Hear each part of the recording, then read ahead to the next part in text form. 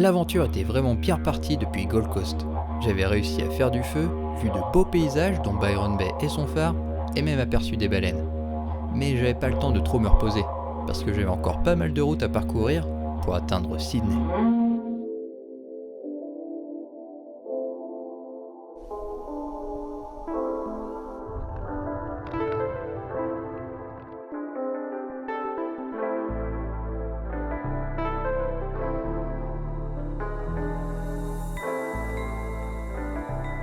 Après avoir longé les côtes du Pacifique, je suis arrivé à West Ballina, où j'ai pu voir la Big Prawn, la crevette géante. Elle fait partie des quelques 150 Big Things d'Australie, dont j'ai pu voir quelques œuvres. Et si ça vous intéresse, je vous laisse dans la description un lien qui les liste avec des photos. Au bout d'un moment, j'ai pu découvrir un nouveau type de route, la Gravel Road. C'est une route de terre avec des graviers, des trous, des bosses, bref, ça secoue.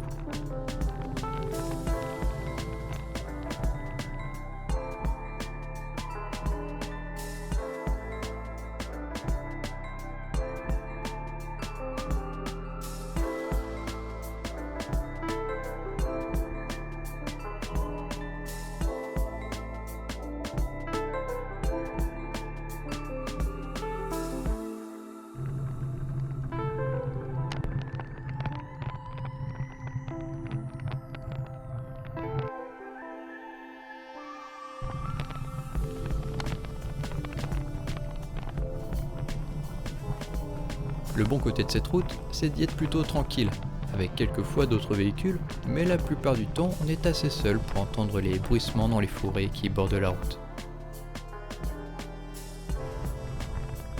J'ai passé une bonne partie de la journée sur cette gravel road, mais Google Maps, avec qui j'avais préparé mon trajet, m'avait prévu une autre surprise, un chemin à travers la forêt qui n'était pas sur ma carte.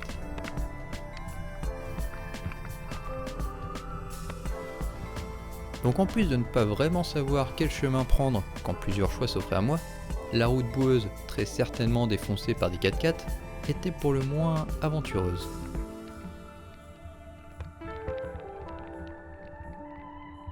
En tout cas, j'ai pu y tester mon vélo et surtout ma remorque.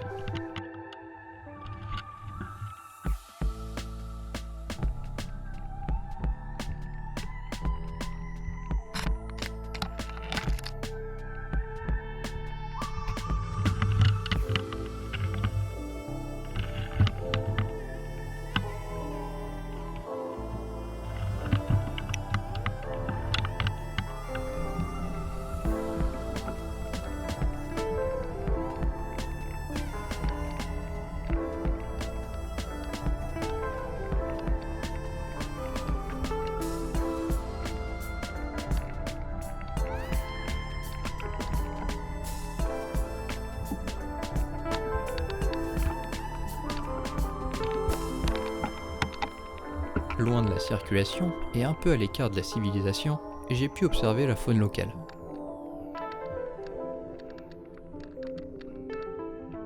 En m'arrêtant après avoir entendu un peu de bruit dans les forêts, j'ai pu voir un échidné.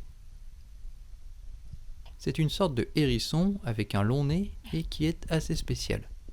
Pour en savoir plus sur cet étrange animal, de la même famille que l'ornithorynque, je vous oriente vers la description où vous trouverez un lien vers l'article de notre site qui parle plus en détail de l'échidné. J'ai continué ma route dans la forêt sans trop savoir quand j'en sortirais, si bien que j'ai même pensé y rester campé.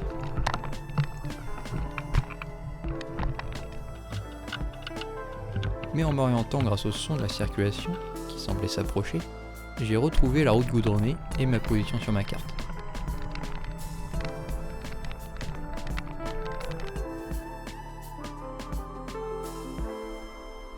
Après m'être installé au camping, la nuit est tombée assez vite le temps que j'essaie de faire du feu.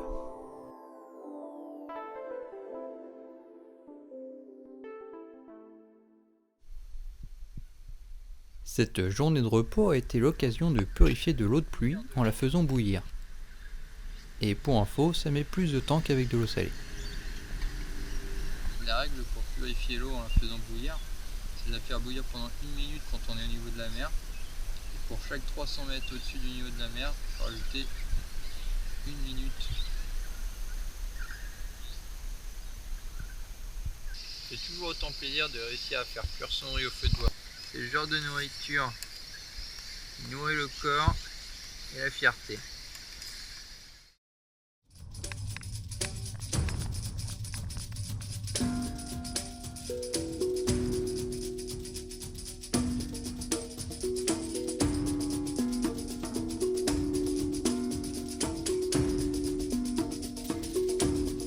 Ce parcours fut très monotone et je suis resté toute la journée sur cette même route. Au moins, j'étais plutôt tranquille, encore une fois.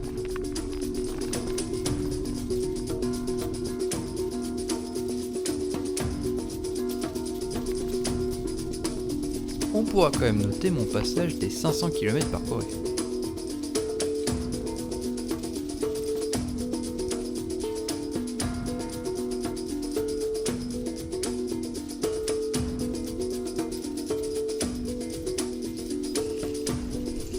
Bon, et bien, aujourd'hui, après plusieurs jours sans crevaison,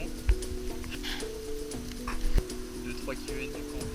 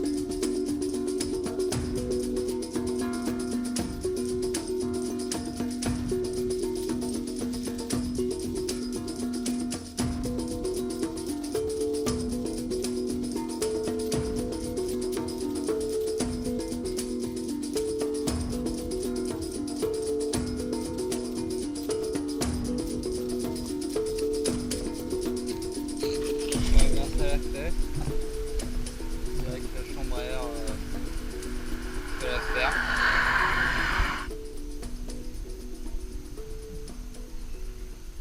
Eh mais, je t'ai jamais fait visiter ma maison.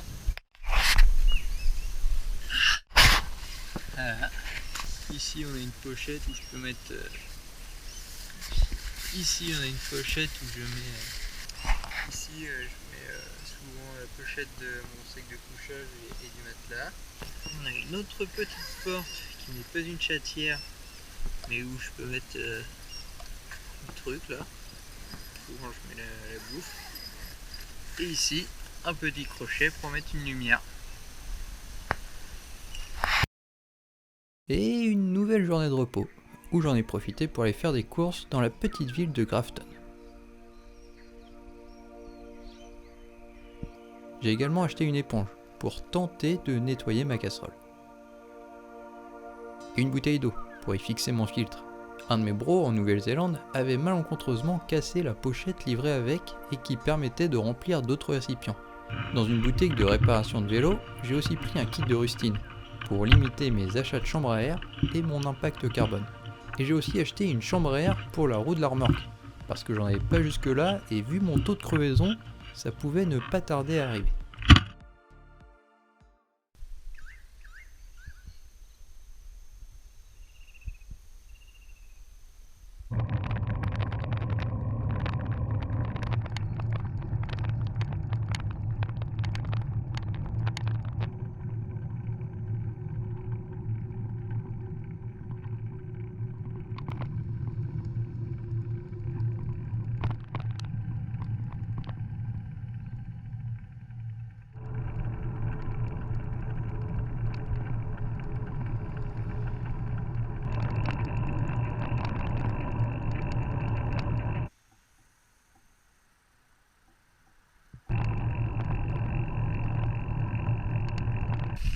Je suis arrivé juste avant qu'il se mette vraiment à pleuvoir, donc j'ai eu le temps de monter vite fait ma tente. C'était pas mal. Et j'espère qu'il va faire un meilleur temps quand je vais partir après. Pour l'instant j'ai eu assez de chance de ne pas avoir à pédaler sous la pluie, mais bon, peut-être la saison des pluies qui commence dans le coin. Surtout c'est le printemps.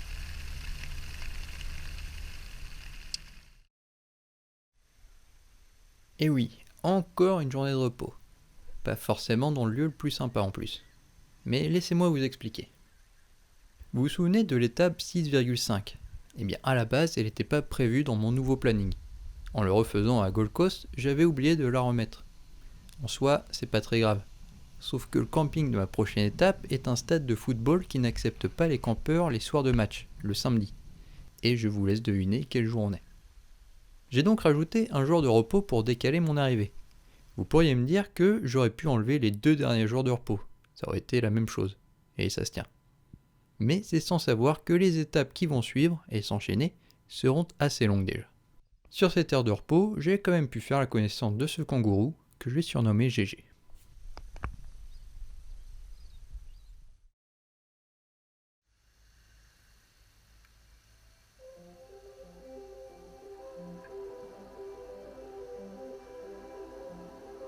Assez tôt ce matin-là, j'ai dit au revoir à GG et j'ai pris la route.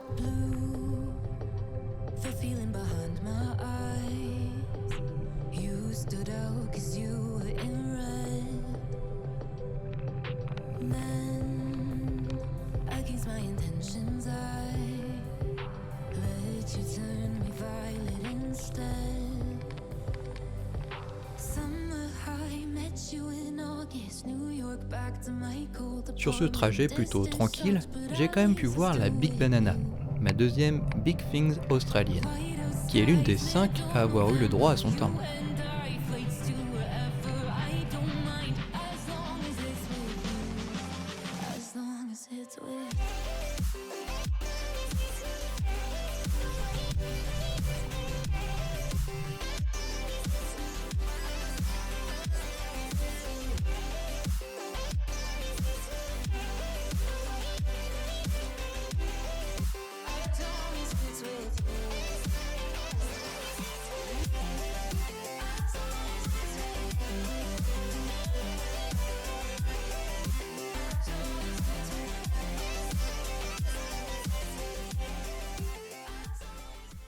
En arrivant au stade, j'ai été accueilli par des locaux, des kookaburras, oiseaux emblématiques de l'Australie. En voyant les buts de ce stade, j'ai trouvé ça bizarre. Et plus tard, j'ai appris que ce que les Australiens appellent communément le football est en réalité leur football, le football australien, qui rapidement et très simplifié peut faire penser à un mélange entre le rugby et le football.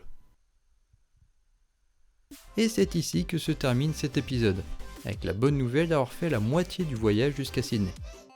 Dans le prochain, on aura quelques galères de terrain, mais aussi des moments sympas.